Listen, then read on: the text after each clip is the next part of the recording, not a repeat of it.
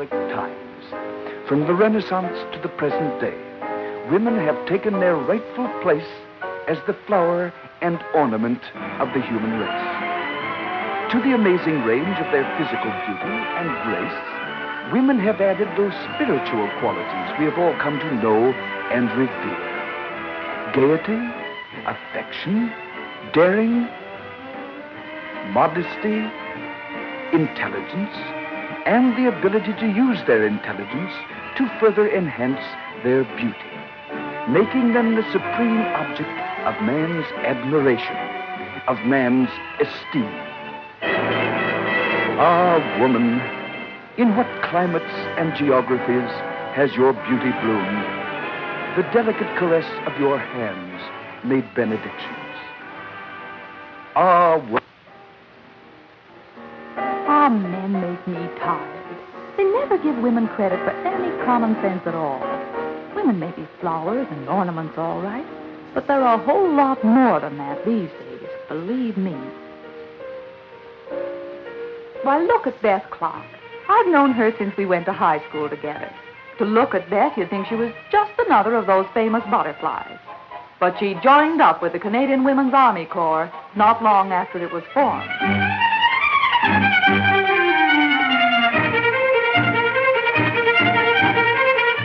She was telling me all about it only last week, about her first day as a recruit, signing up at the recruiting office.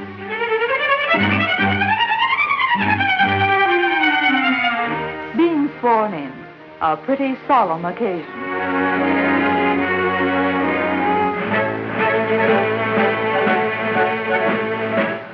Arriving at barracks along with a dozen or so other girls, new like herself. The issuing of uniforms and equipment, one of the first big thrills a girl gets when she joins up.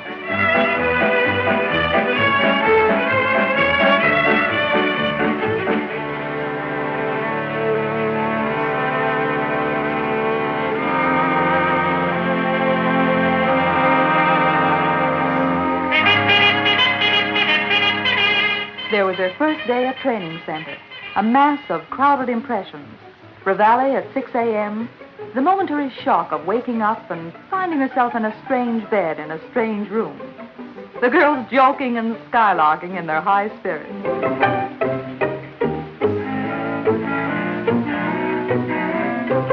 Showers and a dab of powder in the ablutions room, as they call it. Then her first morning of drill. A bit hard at first on legs not used to it. A bit confusing for brains not accustomed to split-second reactions to spoken commands. Pulling on those grim-looking contraptions for gas drill in a special gas chamber, where they finish by ordering all clear and giving you a few whiffs of tear gas so you'll know what it feels like.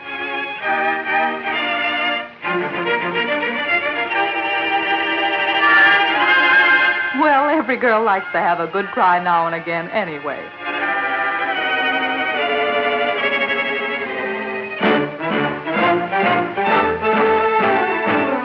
Dinner in the mess hall, with a chatter of hundreds of girls busily swapping stories on new experiences, comparing notes on their new jobs and the experiences yet to come.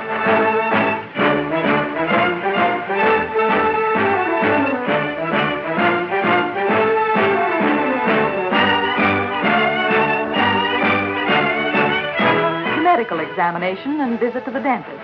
You've got to be right as well as look right in the forces. It's part of your duty to be healthy. And with shining teeth and a crisp new uniform, there was her first services dance at the recreational center. Good company and good music. Beth said she met some swell fellows there and enjoyed herself more that night than she had for many a moon. She hadn't joined the Army to have a good time, but I guess they figure it's important in its way. A good time, I mean.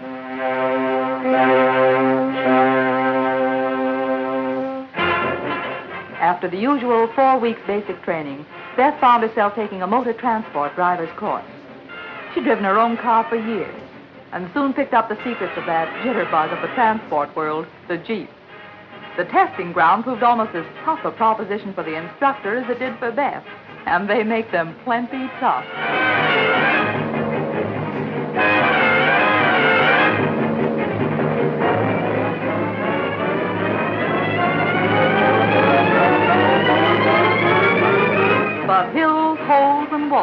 contrary, they both came through smiling.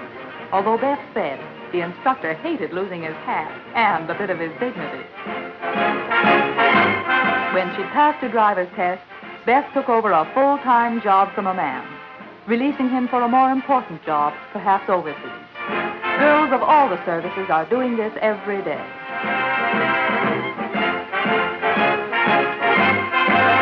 Now a fully fledged CWAC, Beth sees the old roads from a new viewpoint, that of a young woman with a purpose. Then there was Sophie Miller, a girl who used to work in a department store in town. I met her at the Y. Sophie, like Beth, joined the CWAC without any exact idea of what she'd like to do. In the M test, or aptitude test, given all women joining the services, it was found that she was best suited for work requiring technical skill. And Sophie became a wireless technician, working on walkie-talkie radio sets, which are the nerves of the modern army in the field of action.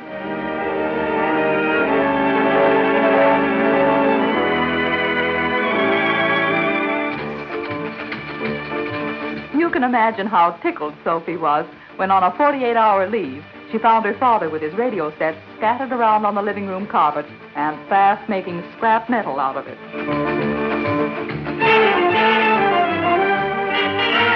Him and his hammer.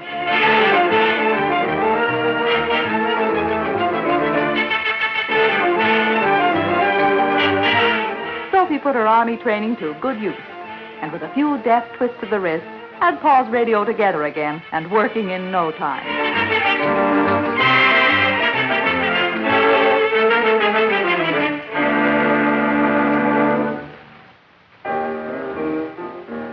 Yes, the more I think about it, the more I'm dead sure that all this talk about women being merely beautiful and little else is just a lot of bunk. Just give us a job and we'll go right to it. Another of my friends, Dorothy Brent, used to be quite an amateur photographer. Spent most of her holidays snapping pictures. She even got some into exhibitions and won a prize or two.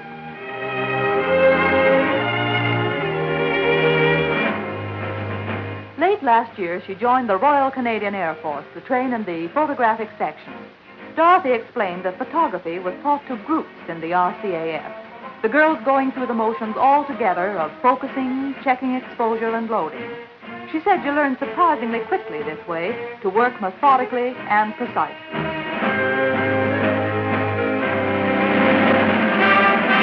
And then the great day arrived, her first assignment, getting shots of the arrival of a squadron of the Royal Dutch Air Force. Prince Bernhard was one of the pilots. What should she say to him if he wouldn't keep still? Princess Juliana was there also to meet her husband. That'd make a good shot. Watch that focus, and the names of persons photographed must not be forgotten.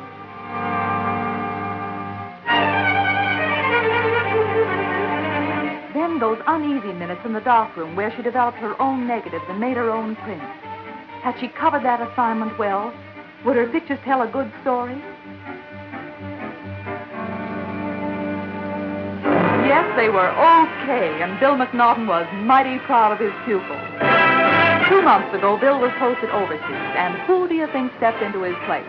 None other than Dorothy Brent, ex-amateur photographer.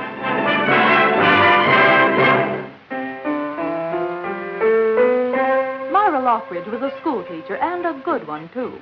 But Myra felt she could do a better job during the war in one of the services, and she joined the RCAF. One day a school teacher, the next a pupil. Or that's how it seemed to Myra when she entered a class for aircraft recognition. Then a teacher again, although this time she had bigger boys to teach.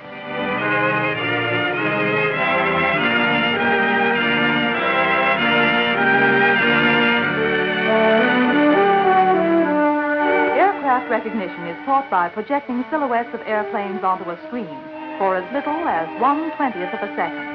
Fighter pilots flying at 400 miles an hour must be able to quickly identify any other aircraft that may roar into their line of vision. That's why Myra's job is so important, and she loves it. I've got to stop this daydreaming or Mary will catch me still not dressed. Gee, look at that picture of Cecile Lebet. Cecile used to be on the newsstand in a Quebec hotel. Swell girl. I met her only recently where I work. And Helen Adamson, too. She used to be a librarian in Toronto, in the reference department, as a matter of fact. Helen has more facts at her fingertips than almost any girl I know. Then there was Catherine Story, an art student in her spare time who kept house for her family.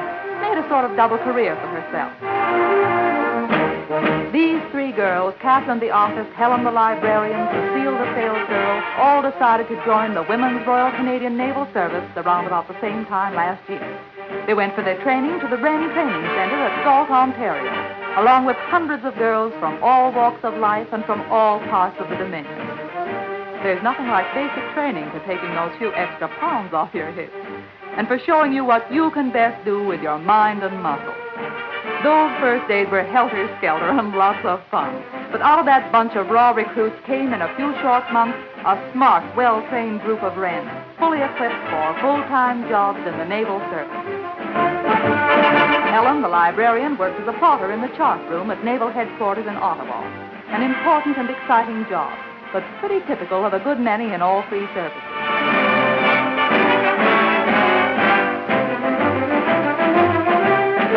Catherine, the artist, using her previous training, has a commission. She works as a draftsman on mechanical drawings.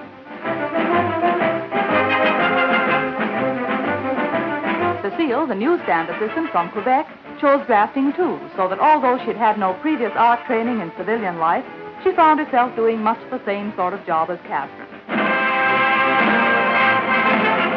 It may be quite a journey from cigarettes to set squares, but Cecile soon settled down after being shown the ropes to a new career in the drafting room of the Naval Operations Division.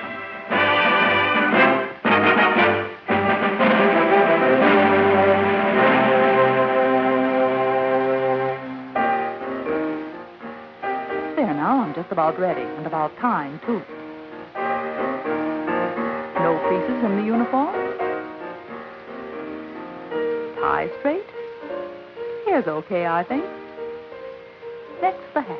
The only exclusive model in the world that's worn by 3,000 women, and no hard feelings. Here's Mary. We'll have to hurry to be at headquarters on time. Well, here go two more ornaments of the human race to work. Activity, interest, variety. These are the key words of the life of 25,000 women in Canada's armed forces. In all-round training, the crisp patterns of drill teaches them discipline and coordination. Bodies are kept fit by scientifically planned physical training and group exercises. To the CWAC, the Wren, and the WD, these are as important as her job.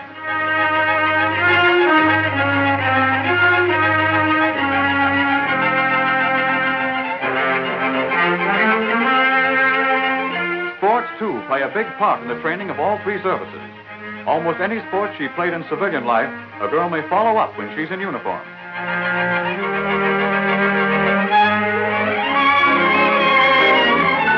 And for recreation, the nationwide organization of the armed services provides every chance for lively social life. The spare time of our women is well provided for, and they make good use of it.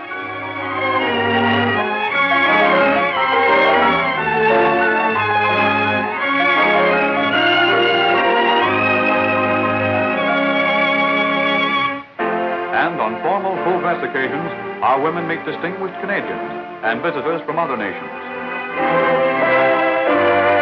Almost any Sunday, you'll see girls of the three services on their way to church. And in the training centers, the simple dignity of church parade every Sunday is a regular part of service life.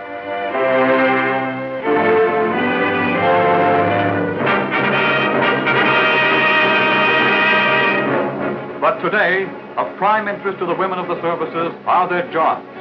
These are many and infinitely varied. Every woman has plenty of choice if her mind is not already made up. From gardening, the Wrens, for instance, raise most of their fresh vegetables at the training centers, to office work and stenography, duties which are performed by Wrens, CWACs, and WDs alike. In Canada's Army, whose striking power is so closely geared to the machine, women play an important part as technical experts. Jobs once the property of men, now performed equally well by women. And that traditional activity, dear to the hearts of all women, cooking, is common to all three of the women's services, as is the man-sized job of transport driving, where practically every type of modern motor vehicle is handled. In the Royal Canadian Air Force, women's jobs, apart from clerical and organizational work, are also of a technical nature. These jobs the members of the Women's Division have handled with consistent skill and adaptability. The safety and effectiveness of our forces rest on the new and exciting work performed so conscientiously and brilliantly by Canadian women.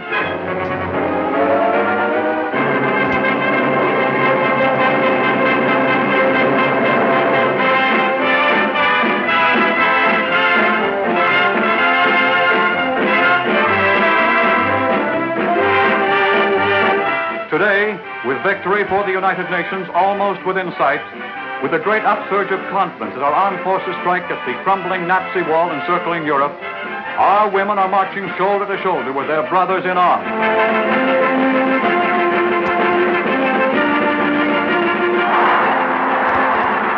Behind the great embarkations of troops for the fighting fronts, troops equipped with guns and supplies, with knowledge and courage for their gigantic task, behind them are the women of our nation.